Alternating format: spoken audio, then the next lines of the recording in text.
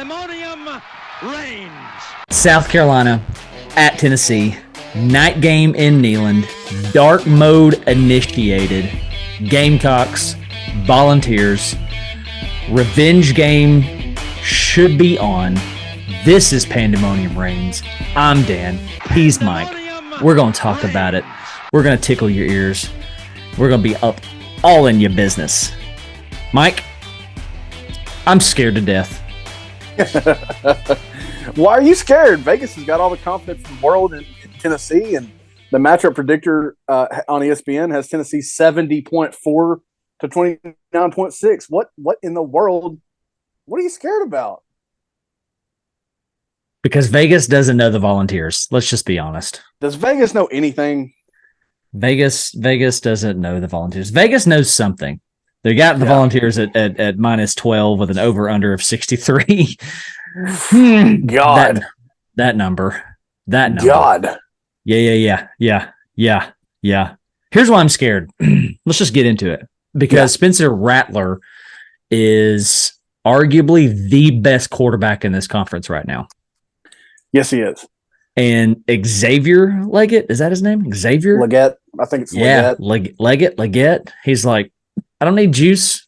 I got this. 27 catches on the year, 556 yards. Dude is lightning in a bottle. He's a home run hitter every time he touches it. Have you seen our defense? Okay, there's one reason to be scared. That's why I'm worried. And seriously, all credit to Spencer Rattler, who had a really great 2020 season, transfers to South Carolina 21. Meh. Right. Yeah. 22 season of the Tennessee game sends him into Heisman mode and has just been playing really well since then. 1,200 yards on the year, 7 scores, 2 picks. I believe both of them were against Georgia. I think that's right. At least one. Yeah. No, I think you're right. I think both might have been because he was like the only player in the second half for South Carolina. Yeah. Worried, man. Yeah. Lots of good reasons to be scared. Lots of things to be excited about if Tennessee can use them to its advantage in the way that they've done at home a lot of times and have not done on the road a few other times. Lots to be freaked out about. I'd love to know where Vegas is coming from. For sure. Well, let's get into the details that Vegas, I'm going to say, has no idea about. Okay, let's do it. All right, so Spencer Rattler, again, I think he's one of the best Qs in the conference right now. The guy is so good on the run. He is so good on the run. And I would say that South Carolina looked like a different team in that game against Mississippi State. They ran well. They defended the run well. The only thing I would say that they didn't do well was defend the pass well. So I got to believe that's where the UT receivers are really licking their chops. So I think that, I think Spencer Rattler and Leggett, however you want to say it, they're going to get theirs. And that's what concerns me. And there's a lot of points that I want to make on what does UT have to do to win this game? So I don't really want to traffic into that yet, but it's a lot of the, so you draw up schemes, right? You draw up X's and O's on the whiteboard on paper. And right now, Rattler is just like, okay, that's cool. Watch this. Yeah. That's the way I feel about him right now. Yeah. No, you're totally correct. He's on a level that he's not really even been on at Oklahoma kind of right now is how he's doing, where he's not getting phased by much. He's like, he doesn't need much breathing room to get a pass off. Like you said, he's great on the run. And that's actually one of the questions that I had, that I wanted to talk about is, I believe in Tennessee's pass rush, that it's better, that it's improving, that it's able to give South Carolina the problems, maybe not that they faced against North Carolina, but the issues that they have and how limited they are on the offensive line. My concern is not just in, Tennessee pressuring Rattler, though, because like we've talked about, he'll throw on the run, he'll drop a dime on the run. My concern, as much as I am concerned about that and their normal pass game, it's Tennessee getting out of their lanes defensively in the ways that they've done before. If they get too far upfield, will they be able to contain Rattler from picking up 8, 15, third and long? Will they be able to contain him from doing that if the pass rush gets too far upfield, gets out of lane?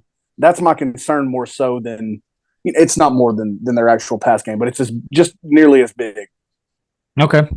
I think that's fair enough. Okay, so if we're talking about concerns, again, I think that Spencer Rattler and Leggett, I think they're going to put up points. My concerns on this side of the ball are, can we make them one-dimensional, right? Can we continue to have them play behind the sticks? You know what? I was trying to save it, so let's just get into it. They have a 13% sack rate. 13% sack rate. So here's my plan. Here's my thought. If you're the UT defense, pressure him. And if he escapes, he escapes. This defense is proven it's going to give up points anyway, that it's going to do it anyway. So send 5. I think we touched on this in the recap with UTSA. So I'm basically saying the same thing, but send none less than 5. I think that we will be able to get pressure with 4. I do. Oh, and I'm not even saying spy the guy. And maybe that turns out to be an adjustment, but in early on, I want to hit the A gap hard. I want Beasley straight downhill. I want Herring straight downhill. Whoever it is, blasting through the A gap, a lot like we saw against Clemson when they went into that empty set.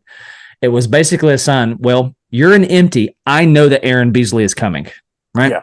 So I want that kind of pressure. Test that offensive line. Make them change their own narrative, right? Yeah. Make them change that 13% sack rate. So I think one of the key things in this game is Spencer Rattler versus pressure.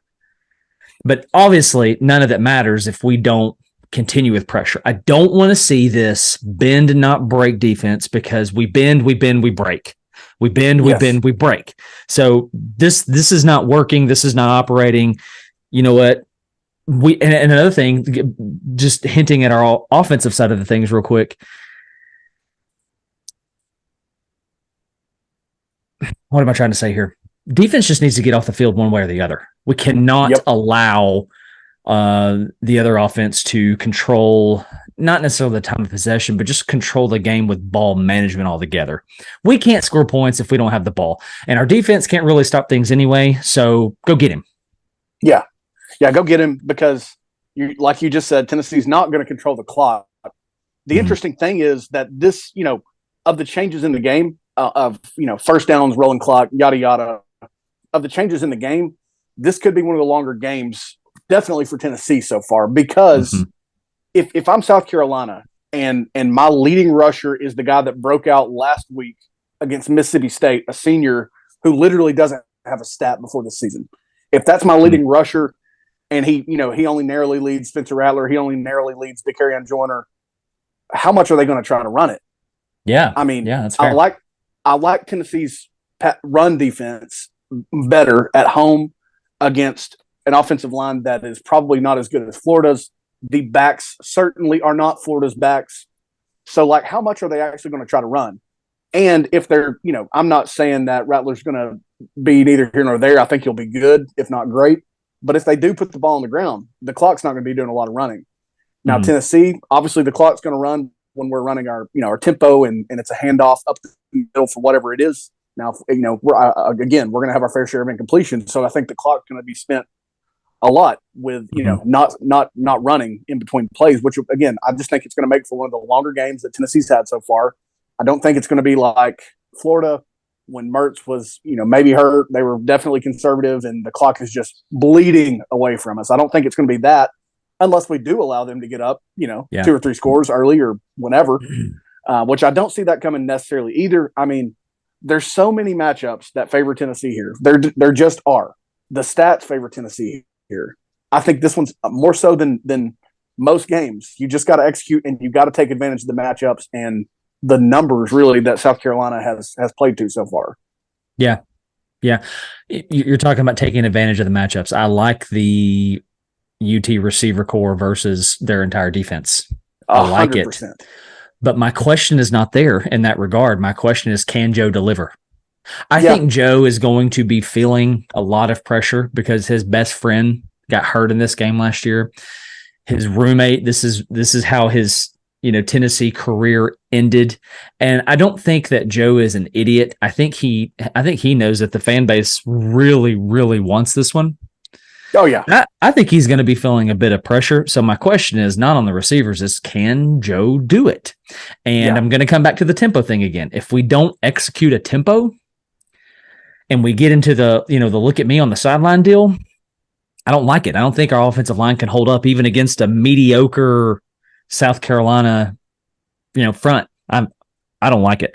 Again, I like the matchup with when the ball is in the air, our receivers, they're secondary. I like this matchup.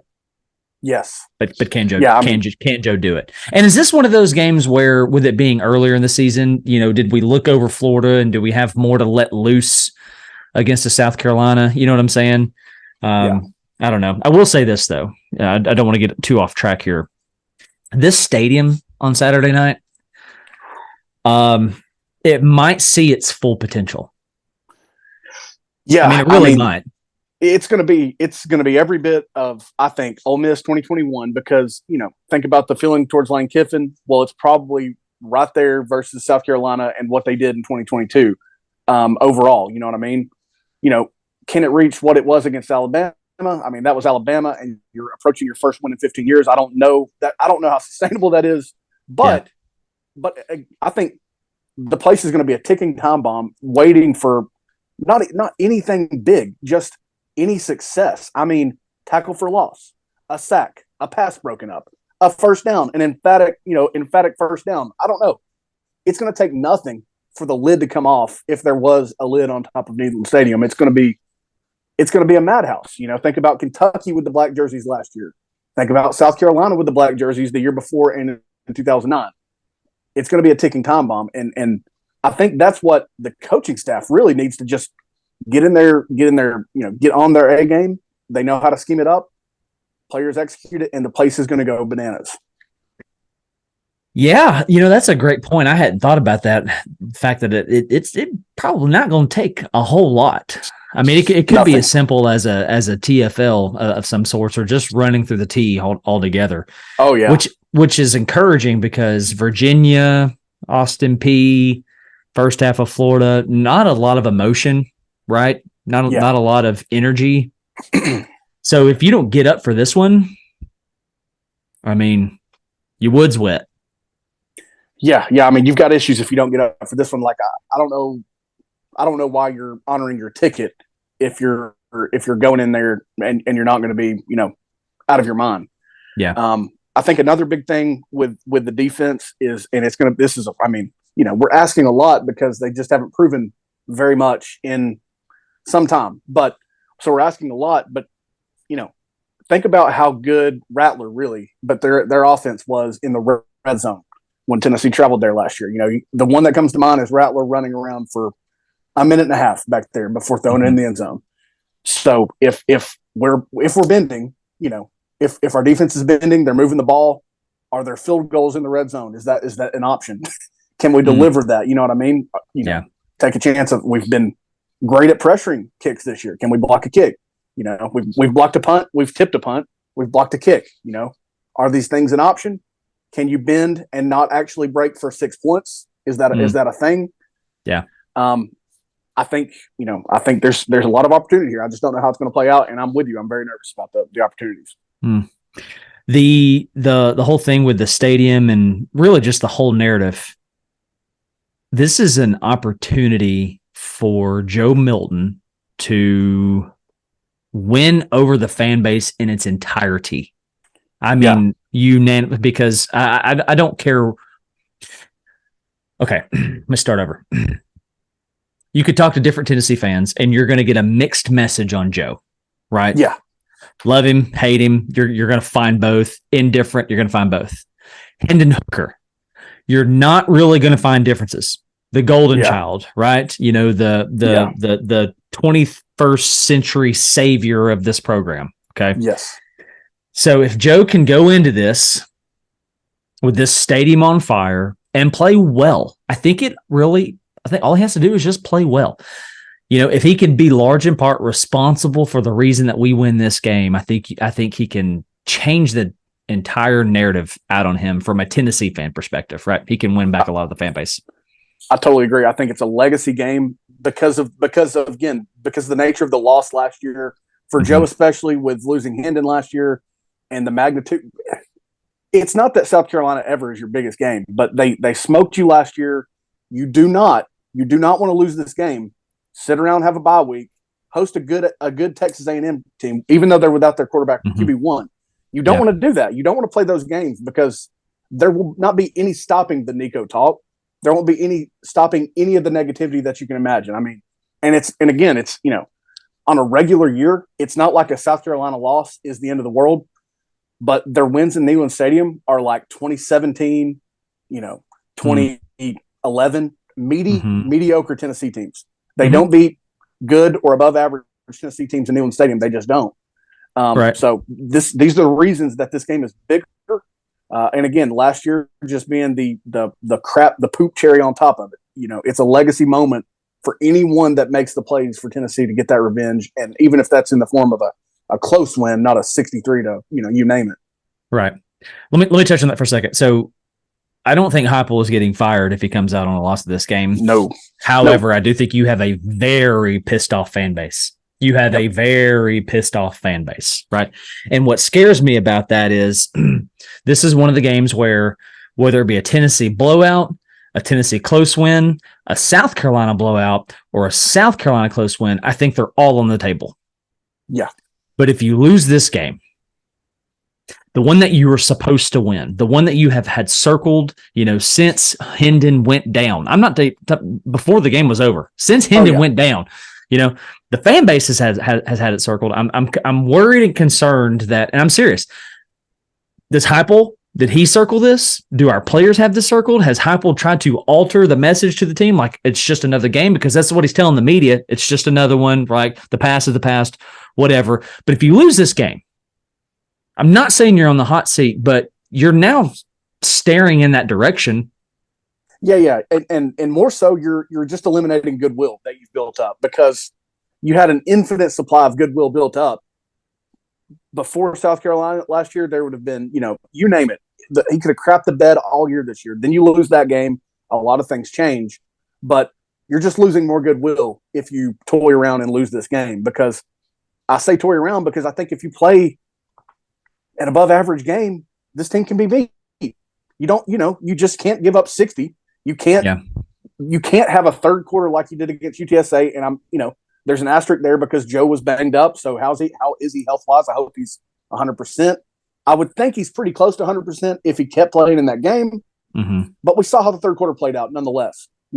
I think if you avoid catastrophe, really, that you can win this game. And it becomes then really how much can you win this game by because of the things we're talking about, the matchups, the DBs versus our wide receivers, the offensive line for South Carolina versus anybody's defensive line, just all these reasons why you should win this game.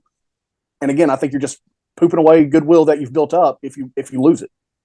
Yeah, I agree in totality. I think you've worded that really well, and you've given that great perspective. You lose the goodwill of the fan base. Now flipping that same coin over, if you win this game, if you pull off and cover a 2-score win, I think that's all it takes. You can essentially send this team into a trajectory that's very similar to what happened right off of that LSU win last year. Yes. All right. But we've lacked that this entire season. And a large in part is due to our schedule. We had a chance to do it against Florida. We wet the bed, pissed down our leg. Which brings me back to the negative side of this for a second. You piss down your leg again, 0-2 in conference play when you're talking about being at least an East runner-up.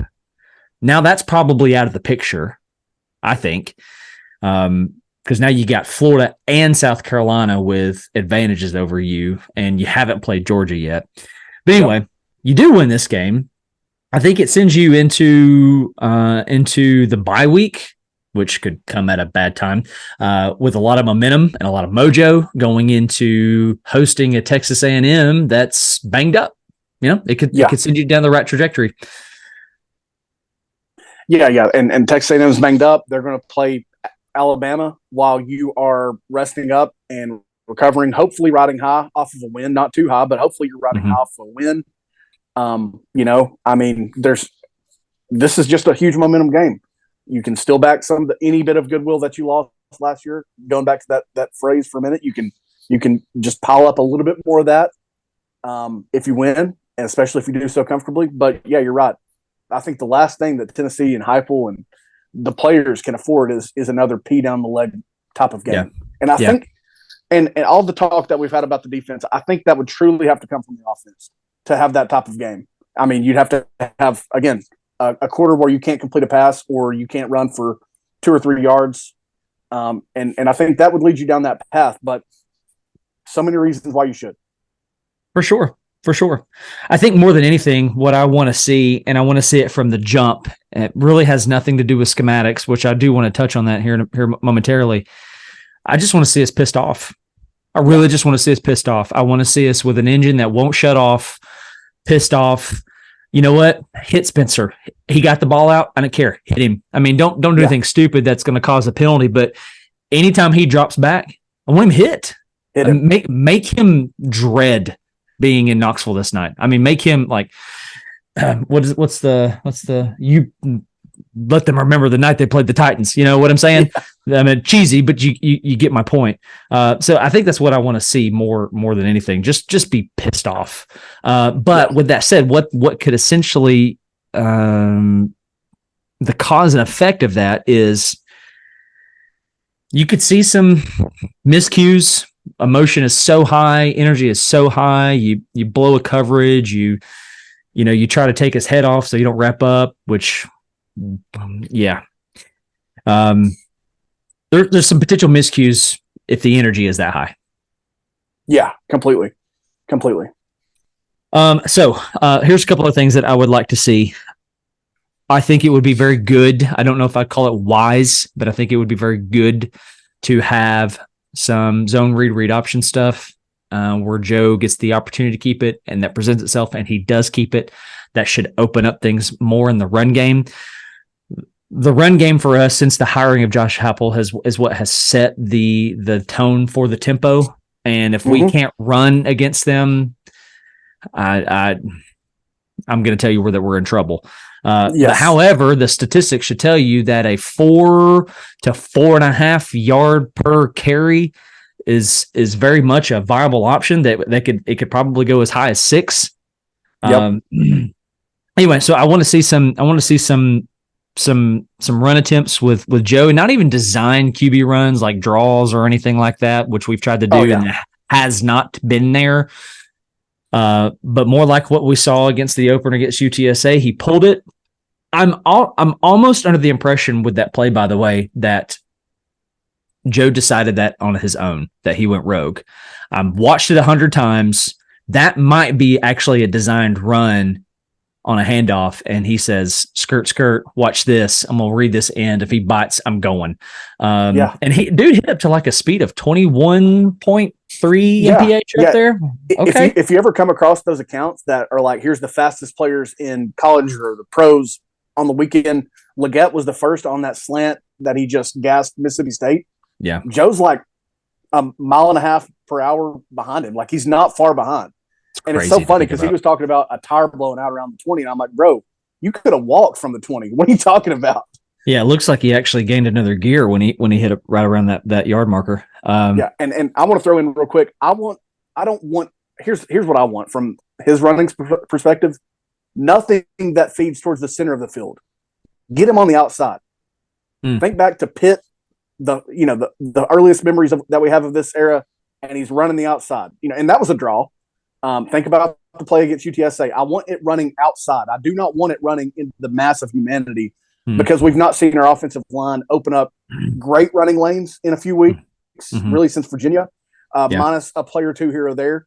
But I want it going towards the outside because I think that's where his speed is much more applicable, and he's going to be going against smaller human beings Yeah. And we know what he can do against those if he's feeling up to it on the given day.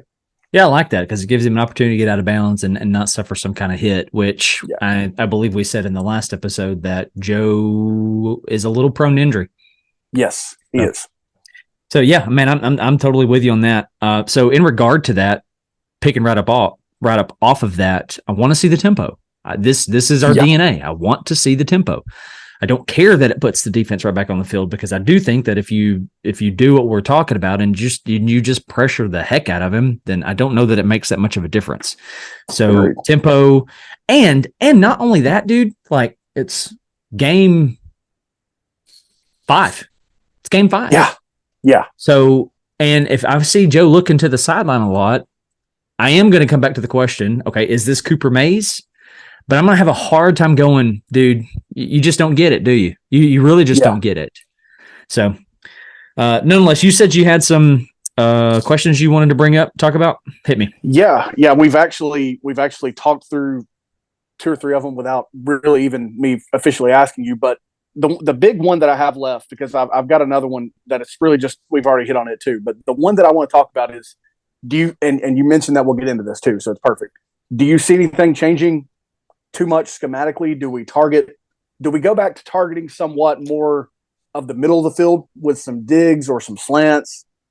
Or do you think it's all going to be more, horizontal line of scrimmage, vertical up the sideline, or perhaps the seam, which I would love and I'm here for? Mm-hmm. Do you think Tennessee might target the middle of the field more in this game versus a defensive backfield that's reeling right now? Yeah, I get what you're saying. If I am basing this off the Tennessee that I have seen thus far, I think that only happens if the tempo gets going. And what I am convinced of is we are using the lateral to get going. Much like we saw in 21, with the exception in 21, you instead of a quick screen, you might have seen a bubble with Velas. Or an inside with him or something along those lines.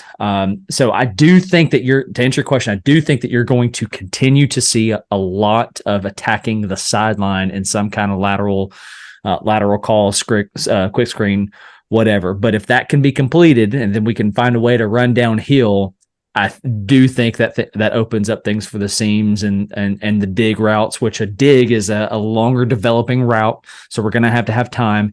If we get up to the line of scrimmage and Joe says, hold on, we look to the sideline and then you see us run a dig, I don't like it. Yeah. I just don't like it. I like it after a first down on a screen that's gone for 6, second down that's gone for either the first down or just a few. Then that dig is called. I like it. If it's fresh off the looking to the sideline, I don't. So anyway, with all that said, I think it's indicative. I think it's all depends on the tempo. How do we run? And if those things can happen, I do think you see that. I don't know why you wouldn't. Yeah, I'm with you. And this I didn't even have in mind till now. But, I think as big, and we did talk about this the other day, but I'll just hammer it home. As big as getting Cooper back, I think you got to have Slaughter for this game in the secondary. I think he's got to be at corner in this game. He's got to be on the field working on Leggett. If he squeaks past the first guy or if he blows past the first guy, I think you've got to have his size versus Leggett's size, whether that's their matchup, whether that's his side of the field, whatever. I think you've got to have Danico Slaughter in this game. And, hopefully it'll be Gabe Judy Lawley on the other side, but we've not seen any indications of that so far through 4 games. I wanted to get into this text conversation with you so bad, but I've been saving it. And I should have asked you to prepare for this answer. But why is it that you want Nico on Leggett so bad? Well, what's the catch there?